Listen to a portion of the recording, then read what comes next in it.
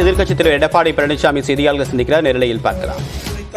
இது இந்திய அளவில் பூரா ஒரே மாதிரி தான் இருக்குது.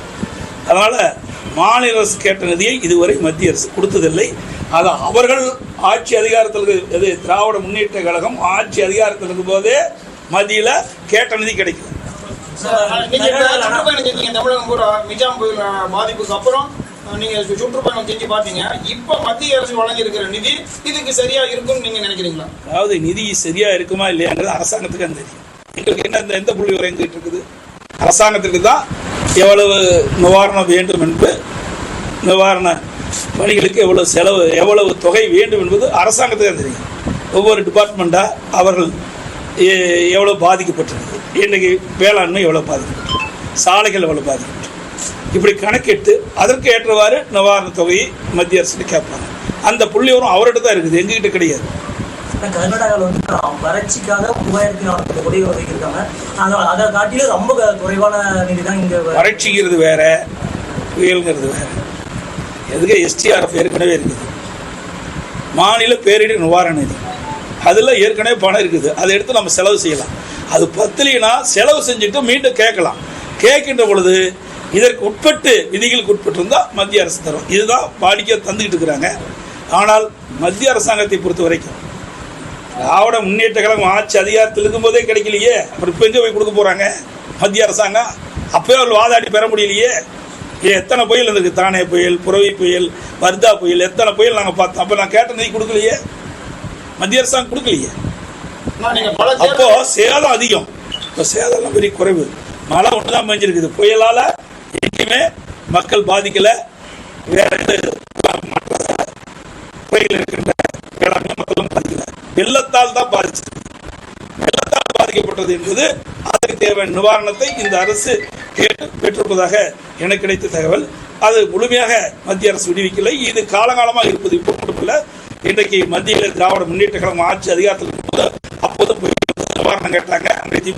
அப்பொழுதும் மத்திய அரசு அப்பொழுதும் மத்திய அரசு விடுவிக்கல. தேர்தலை சந்திச்சிருக்கீங்க. இப்ப நடந்து முடிஞ்ச மக்களவை தேர்தல் பற்றி உங்களுடைய கருத்து என்ன? சரியா இருந்ததுங்களா? அதாவது தேர்தல் கோட் ஆஃப் கான்டக்ட் இருக்குது, விதிமுறைகளுக்கு உட்பட்டு தான் பதில் சொல்ல முடியும். நீங்களும் அது விதிமுறைக்கு உட்பட்டு தான் கேள்வி கேட்கணும். அனைத்து இந்திய அண்ணா திராவிட முன்னேற்ற கழகத்தை பொறுத்த வரைக்கும் இந்த தேர்தலில் அதிகமான இடங்களில் வெற்றி பெறும். தேர்தல் சுமமான நடக்கும்.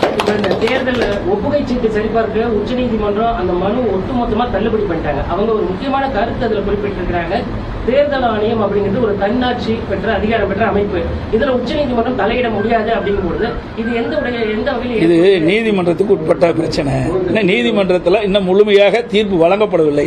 அதுக்குள் செல்வது சரியல்ல, சரி கிடையாது. எப்படி நாம ஒரு கருத்து சொல்ல முடியுமா? நீதிமன்றத்தில் முழுமையான தீர்ப்பு கிடைக்கலையே, ஒத்தி வச்சிருக்காங்கல்ல. அது முழுமையான தீர்ப்பு வந்த பிறகு இந்த தேர்தல் விதிமுறைகள் எல்லாம் நீங்கிய பிறகுதான் இதற்கு பதில் சொல்ல முடியும். தேர்தல் ஆணையம் தன்னாட்சி பெற்ற அமைப்பா செயல்படுதா அப்படிங்கிறத அதுதாங்க. இது எல்லாம் நீதிமன்றத்தில் வாதங்கள் எடுத்து வைக்கப்பட்டிருக்கு. இப்போ கோட் ஆஃப் கான்டக்ட் இருக்குது, அதுக்கு உட்பட்டு தான் நம்ம பேசணும். நீதிமன்றத்தில் ஒரு வழக்கு நடைபெற்று கொண்டிருக்கும் போது அதில் இடையில போய் சொல்லுவது அது குந்தம் விளைவிக்கும். அதனால் அது சரியாக இருக்காது. இந்த நீதிமன்ற தீர்ப்பு இறுதியாக வந்த பிறகு நீங்கள் கேட்குற கேள்விக்கு பதில் கொடுக்கணும். கடந்த மக்களவைத் தேர்தலில் வழக்கம் போல வாக்குப்பதிவு இருந்ததுங்களா? எங்கேயும் ஏதாவது உங்களுக்கு மனசுக்கு ஒப்பாத மாதிரி நிகழ்வுகள் ஏதாவது உங்களுக்கு தெரியுங்களா? இது தமிழகத்தை பொறுத்த வரைக்கும், இந்த தேர்தலை பொறுத்த வரைக்கும் கோடை வெயில் வாட்டி வச்சது உங்களுக்கு எல்லாம் தெரியும். கடுமையான வெயில். இது வரைக்கும் இந்த அளவுக்கு வெயிலே அடித்தது கிடையாது. இந்திய அளவில் பார்க்கும்போது 2 நாளைக்கு முந்தி 3வது இடம் சேலம் இருக்குது. வெப்பம் அந்த அளவுக்கு அதிகரிச்சிருக்குது. அவை இன்றைக்கு வெப்பம் அதிகரித்தனால மக்கள் இயல்பாக வாக்களிக்க முடியாத ஒரு சூழ்நிலை ஏற்பட்டது.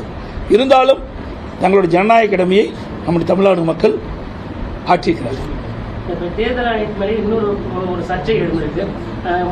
பிரதமர் மோடி சர்ச்சைக்குரிய வகையில பேசினதுக்கு அவருக்கு கடிதம் அனுப்பாம அந்த கட்சிக்கு அனுப்பியிருக்காங்க. இது எந்த வகையில நியாயம்? எல்லாம் நான் சொன்னேன், தேர்தல் விதிமுறைகள் இருக்கிறது. இது வரையறைக்குள்ளதான் பேச முடியும். புரியுதுங்களா? இதையெல்லாம் தேர்தல் முடிந்த பிறகு இந்த கோட் ஆஃப் கான்டக்ட் இதெல்லாம் நீங்கிய பிறகு முழுமையான பதில் கொடுக்கலாம். இதெல்லாம் தேர்தலுடைய ஆணையத்துடைய சம்மந்தப்பட்டது. இதில் போய் நாம் இடைமறித்து பேசுவது சரியல்ல. இதுவும் இப்போ கோட் ஆஃப் கான்டக்ட் இது தொடர்ந்துகிட்டு இருக்குது. மக்களவை தேர்தல் முடிவுக்கு பின்னாடி அதிமுகவோட ஏதேனும் மாற்றங்கள், புதிய நோக்கங்கள் இருந்தால் அப்பொழுது சொல்லப்படும். இப்போ மேட்டூர் அணை விவகாரம், இப்போ ஏற்கனவே வெப்ப அலை அதிகமாக இருக்குது நீங்கள் சொல்லியிருக்கீங்க. அதே கூட மேட்டூர் அணையை தூர்வாரத்துக்கான திட்ட வரைவு 3000 கோடிக்கு நீர்வளத்துறை அரசுக்கு பரிந்துரை பண்ணியும் நிதிநிலை காரணமாக அதை இது வரைக்கும் நடைமுறைப்படுத்தாமல் இருக்காங்க. 30 TMC அளவுக்கு தண்ணீர் தேக்கலாம், அந்த மாதிரி தூர்வாரலாம் அப்படின்னு இருக்கிறாங்க. ஏற்கனவே அனைத்து இந்திய அண்ணா திராவிட முன்னேற்ற கழக ஆட்சியில் தூர்வாரப்பட்டது. இதற்கு ஒரு விரிவான திட்ட அறிக்கை தயாரிக்கின்ற பணியும் கொண்டு வரப்பட்டு செயல்படுத்தப்பட்டது.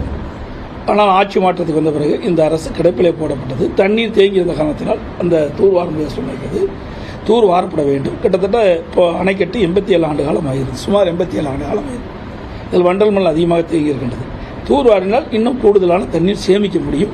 அது அனைத்து இந்திய அண்ணா திராவிட முன்னேற்ற கழக அரசுகின்ற பொழுது மேட்டூர் டேம் மட்டும் பல்வேறு அணைகள் இருக்கின்ற அந்த பகுதியில் இருக்கிற படிந்த வண்டல் மண்ணை அள்ளுவதற்கான நடவடிக்கை நாங்கள் எடுத்தோம்.